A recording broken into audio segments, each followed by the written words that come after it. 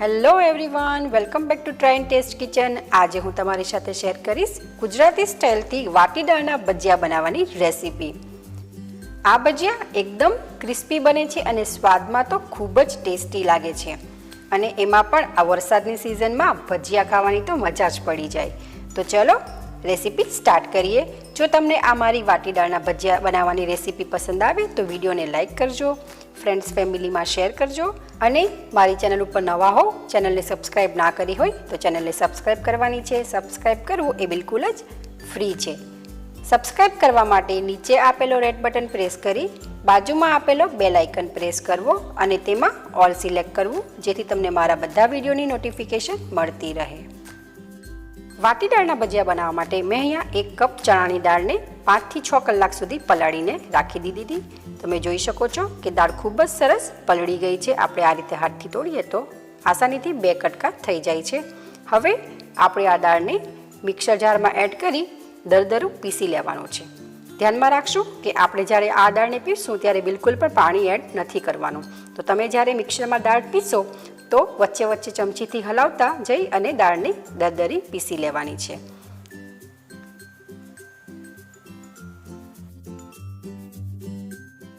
Mixer જારમાં દાળ add થઈ ગઈ છે। રિમેનિંગ દાળને આપણે બીજી બેચમાં પીસી લઈશું। ત્યારબાદ હવે આપણે મસાલા એડ કરશું દાળમાં। તેના માટે અહીંયા મેં 1 લીલું મરચું સમારીને એડ કર્યું છે। જો તમે વધારે તીખું ખાતા હો તો 2 થી 3 મરચાં પણ આમાં એડ કરી શકો। 1 ઇંચ આદુનો ટુકડો અને 2 લસણની કળી એડ કરી છે અને ત્યારબાદ આપણે ઢાંકીને અને કોર્સ ગ્રાઇન્ડ કરી લઈશું। તો અહીંયા મેં ગ્રાઇન્ડ કરી દીધું છે। તમે જોઈ શકો છો એકદમ સરસ દરદરું પીસાઈને તૈયાર થઈ ગયું છે। હું તમને એમનું ટેક્સચર પણ બતાવી દઉં। આપણે બિલકુલ પણ પાણી એડ નથી કરવાનું અને આ રીતે પીસી લેવાનું છે। હવે આપણે મિક્સરને બાઉલમાં ટ્રાન્સફર કરી લઈશું। ત્યારબાદ હવે આપણે એ જ મિક્સર જારમાં બીજી દાળ પણ પીસી લઈશું।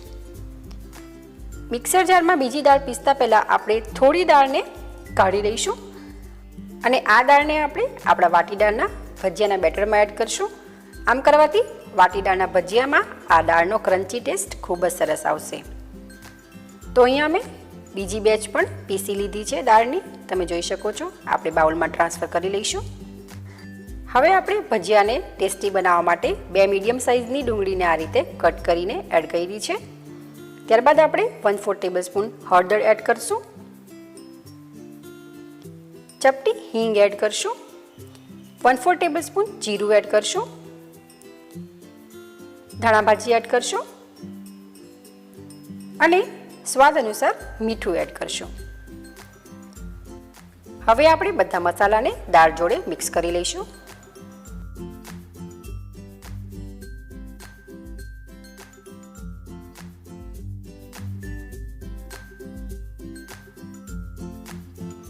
મસાલા મિક્સ થઈ ગયા બાદ આપણે 1 ચમચી બાઇન્ડિંગ માટે બેસન એડ કરશું। જો તમારે ક્રિસ્પી વધારે બનાવવા હોય તો તમે 1 ચમચી ચોખાનો લોટ પણ એડ કરી શકો છો, પણ હું અહીંયા તમને એક રીત બતાવીશ જેથી તમારા ભજીયા એકદમ ક્રિસ્પી બનીને તૈયાર થશે। તમારે ચોખાનો લોટ પણ એડ કરવાની જરૂર નહીં પડશે। હવે આપણે જે દાળ સાઈડમાં રાખી હતી પલાળેલી, એ આપણે દાળને એડ કરી બેટરમાં મિક્સ કરી લઈશું। તો આ બેટરને આપણે બિલકુલ પણ રેસ્ટ આપવાની કે કોઈ જાતની જરૂર નથી। આ બેટર બિલકુલ રેડી છે ભજીયા બનાવવા માટે। મેં ગેસ ઉપર તેલ ઓલરેડી ગરમ કરવા મૂકી દીધું હતું। આપણે ચેક કરી લઈએ। તેલ આપણું પરફેક્ટલી ગરમ થઈ ગયું છે। હવે આપણે બેટરમાંથી થોડો થોડો પોર્શન લઈ અને તેલમાં એડ કરી ભજીયા પાડી લઈશું।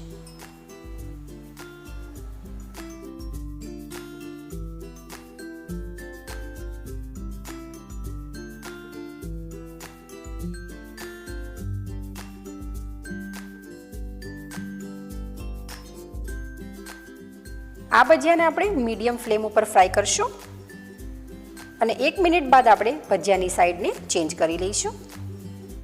આ ભજીયાને ક્રિસ્પી બનાવવા માટે આપણે ડબલ ફ્રાય કરવાના છે। તેથી આપણે જ્યારે ફર્સ્ટ ટાઈમ ફ્રાય કરતા હોઈએ ત્યારે એને મીડિયમ ફ્લેમ ઉપર 3 થી 4 મિનિટ સુધી ફ્રાય કરશું, જેથી એ અંદરથી એકદમ કમ્પ્લીટલી કૂક થઈ જાય।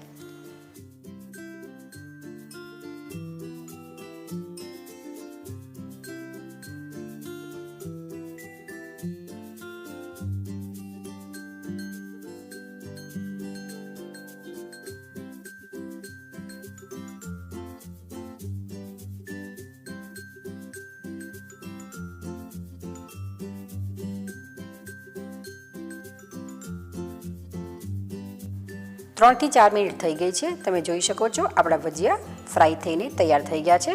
હવે આપણે એક પ્લેટમાં કાઢી લઈશું એને. અને આવી જ રીતે હું બીજા બધા ભજીયા પણ બનાવીને તૈયાર કરી લઈશ.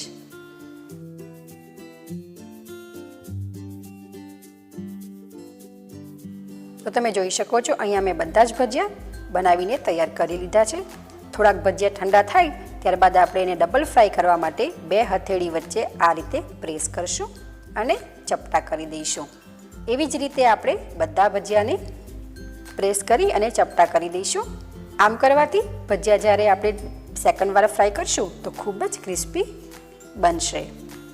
તો તમે જોઈ શકો છો અહીંયા બધા જ ભજીયા મેં આ રીતે ફ્લેટ કરી દીધા છે. હવે આપણે આ ભજીયાને ફ્રાય કરીશું. જ્યારે આપણે આ ભજીયાને સેકન્ડ ટાઈમ ફ્રાય કરશું ત્યારે તેલ એકદમ ગરમ હોવું જોઈએ. એટલે સાચવીને આપણે આ ભજીયાને 1 બાય 1 તેલમાં એડ કરતા જશું અને ક્રિસ્પી થાય ત્યાં સુધી ફ્રાય કરી લઈશું.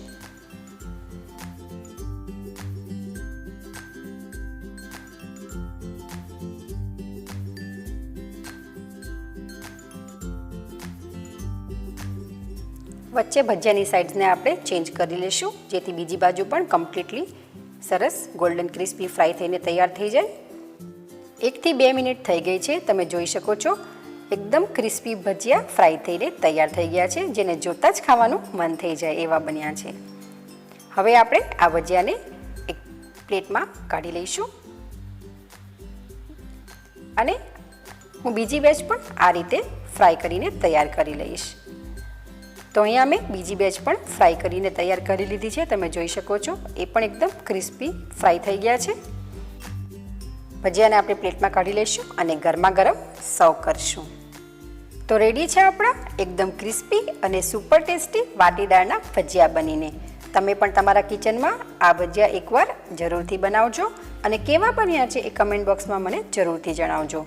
જો તમને આ મારી વાટી દાળના ભજીયાની રેસીપી પસંદ આવી હોય તો વિડીયોને લાઈક કરજો, ફ્રેન્ડ્સ, ફેમિલી, રિલેટિવમાં શેર કરજો અને હજુ સુધી મારી ચેનલને સબસ્ક્રાઈબ ના કરી હોય તો આવા જ વિડીયો જોવા માટે મારી ચેનલને સબસ્ક્રાઈબ કરજો. સબસ્ક્રાઈબ કરવું એ બિલકુલ જ ફ્રી છે. તો ફરી મળીશું એક નવી રેસીપી સાથે. Thank you for watching my video.